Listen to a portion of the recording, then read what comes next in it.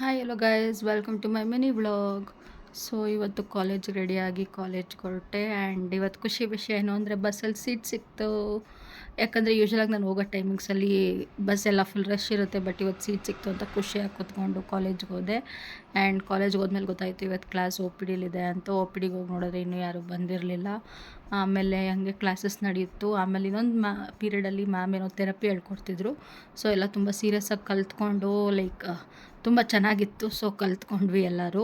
ಆಮೇಲೆ ಊಟ ಮುಗಿಸ್ಕೊಂಡು ಲೈಬ್ರರಿಗೆ ಹೋದೆ. ಸರ್ನ ಮಾತಾಡ್ಸೋಣ ಅಂತ ನಾನೊಂದು ಬುಕ್ ತೊಗೊಂಡಿದ್ದೆ. ಸೊ ಅದನ್ನ ಹಂಗೆ ಕೊಟ್ಬಿಟ್ಟು ಬರೋಣ ಅಂತ ಹೋದೆ. ಆಮೇಲೆ ಅದು ಮುಗಿಸ್ಕೊಂಡು ಆಡಿಟೋರಿಯಮ್ಗೆ ಹೋದೆ. ಆಡಿಟೋರಿಯಮಲ್ಲಿ ಡ್ಯಾನ್ಸ್ ಪ್ರಾಕ್ಟೀಸ್ ನಡೀತಿದೆ, ಲೈಕ್ 1 ವೀಕಿಂದ ಕಾನ್ಫರೆನ್ಸ್ ಇದೆ ಅಂತ. ಸೊ ಡ್ಯಾನ್ಸ್ ಎಲ್ಲ ಪ್ರಾಕ್ಟೀಸ್ ಮಾಡಿಕೊಂಡು ನಮ್ಮ ಕ್ಲಾಸಿಗೆ ಬಂದು ಏನು ಮಾಡ್ತಿದ್ದಾರೆ ನೋಡೋಣ ಅಂತ ನೋಡಿದ್ರೆ ಎಲ್ಲ ಕೂತ್ಕೊಂಡು ಹರಟೆ ಹೊಡಿತಾಯಿದ್ರು.